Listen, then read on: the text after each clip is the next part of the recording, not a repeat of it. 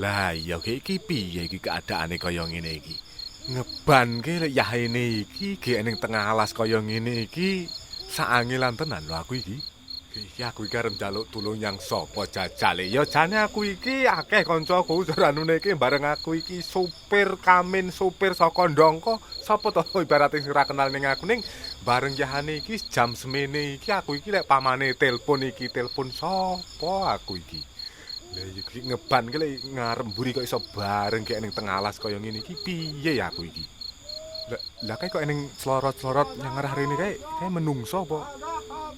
Lah lah lagi lah kok kayak ngetrek semene gedene jenggulu kan ning tengah alas ya mene iki. Aduh iki. Lah anu kan? Apa bayi lagi? Truk arep didol apa truk piye Pak iki kate gek ning tengah alas. Bengi-bengi kaya ngene. Ora arep didol piye lha iki lho deloken banku ngarep mburi kempes iki lho ngeban yah mene. Sampeyan iki mah apa ate iki tengah-tengah anu tengah wengi ate iki kluturane tengah alas kaya ngene iki, Bang? Biasa Pak, anu iki nyuluh kodhok iki, Bang. Nyuluh kodhok. Lah iki repot yah mene iki ngeban ning tengah bengi kaya iki. Iki lek tak identifikasi truk iki. Waduh tulisane iki Wahyu Sejati. Alah iki jelas iki Kamin sopir Ndongko iki nek Wahyu Sejati iki. Lah kok ngerti lho Pak Kamin iki anu muat apa lho sampeyan iki mate ya ini gimana iki. Sampeyan kok ngerti lho nyang truk iki Wahyu Sejati iki Kamin Ndongko ngono. Lha ya sapa lho sing ora ngerti ya sampeyan iki Mas. Pokoke janji truk iki rupane bake iki biru ngarep mburi biru tulisane Wahyu Sejati. Iki ora ning liyane. Nah iki wis mesti Kamin sopir Ndongko lha iki. Oh alah iya anu Kang iki mangke ceritane aku kan muat kayu bakar. Lah aku iki mah kan dhewe dhewe mple lho pokoke. Ya ora ngira ora nyono lah kok bakane iki yahane iki ngeban iki kempes ngarep mburi iki ning dalan tengah alas kaya ngene iki piye jajale untung iki mah cetuk sampean sing luluh kodhok iki. Anu tulung iki aku golekno kompo anu Kang. Lek anu ngendi ning silian kompo ngono jajal. Anu Pak Kamis jatane ra sembrono lek ning lokasi iki. Mas sampean patuse ki ora ngebel liwat anu tanjakan ning ngisor kono mang. Ora sembrono lho soalnya ning kene iki sik akeh bangsane celeng, bangsane menjangan, bangsane ngono kuwi lho. Ora sembrono koyek bangsane ora dibel sok-sok gek gelem masang jebakan ngono kuwi lho. Bisa anu iki yah mene iki ngendi jali karep goleke kompo iki Pak Kamis iki termasuk sampean nginep ning kene ae lek Pak. Aja sengah-sengah ngono to Kang kok gek kon nginep ning kene iki gek piye lah aku iki. Ora oleh silian kompo ya piye? Anu sik ta Pak Kamis lho iki sampeyan iso muat kayu semene mbane iki dawe kaya didang anu arep njobong apa arep nyang apa iki kaya kayu bakar lho iki. Aja sengah-sengah to Kang. Ya aku iki kan muat kayu bakar iki Mang. Iki wis bares kures ae cara anu iki kayu iki tak gawa mulih kan karepku. Aku iki kan arep duwe niat arep duwe gawe cara barese anu kan. So tanggal 18 ngantek 18 malam 18 ngantek 18 Agustus iki. Lah iki kan persiapan kayu bakar tak nggadang ning mahku.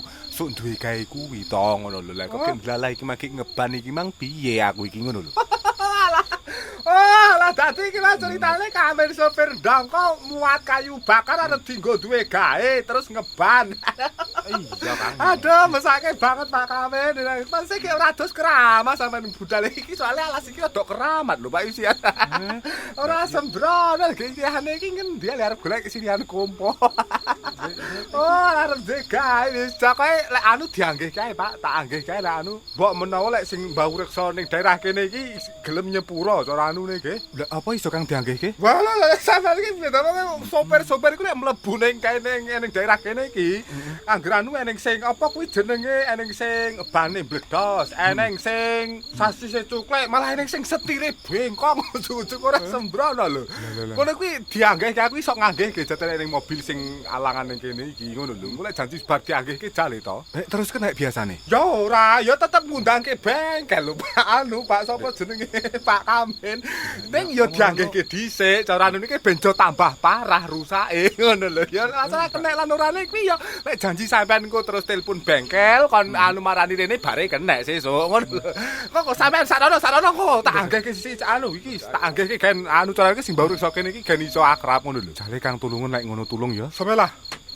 Iki sing nunggu alas kene iki sapa wae sing ora iso tak sebutke siji-siji, aja ganggu gawe karo truk sing jenenge Wahyu Sejati iki sing muat kayu bakar sing arep dibongsok anggone bakal duwe gawe si Jabang Bayi Bapak Kamin sopir saka Ndongko. Ya kuwi arep bakal duwe gawe malam 18 nganti 18 awan Agustus. Mula saka kuwi sapa wae sing ganggu gawe karo truk iki, mara gak enggal sumingkira, mara gak enggal ngaliya, mara gak enggal nisya. Soale truk biru Wahyu Sejati iki muat ya kuwi sing jenenge kayu bong sing bakal dienggo duwe gawe sok tanggal semana. Mari. Wis Pak Kamil yo ngono kuwi. Aku biasane cata yo ngono kuwi. Matur nuwun Kang, ngene iki terus piye aku ngene iki? Lah kok dadak takok? Ya telepon bengkel lho. Sampeyan iki telepon bengkel kon nyanyi rene kon dadani ngono lho. Ya sukono Pak Kamil ya beber kok sapa nyang apa sapa nyang jero mobil kono tenono bengkele karo turune kono ngasek sesuk-esuk. Wes matur nuwun wis aku tak mulai dhisik ya. Tapi biasanya aku lek ngene iki pamane bar njapani truk sing lagi macet ngene iki dina amplop-opo ngono to Pak Kamil biasane. Ya tapi kuwi kan biasane Kang. Lah aku kan ora biasa lagi iki aku ngalami ngene iki ngono. Pahit. Ya wis Pak Kamil ngono wis selamat tidur menunggu mobilnya ya.